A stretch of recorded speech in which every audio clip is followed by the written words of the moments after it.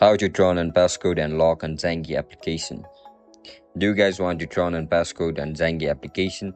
If that's so, then this video might help you out. Without further ado, let's get started. First of all, open Zangi app on your mobile device.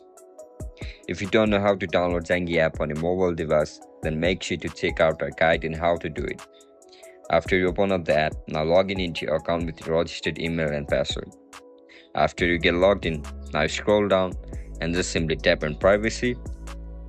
You will be provided with multiple options over here. Just tap on passcode lock and toss ID. After you click on it, tap on turn passcode. Make a passcode for your account. If you don't want your passcode to be that much long, then just simply tap on passcode option and select the 4-digit numeric code. Again, confirm your passcode. And that's it, guys. That's how we're going to turn on passcode on Zangi app. If you guys found this video helpful, don't forget to like, share and subscribe to our channel. See you in the next one. Bye bye.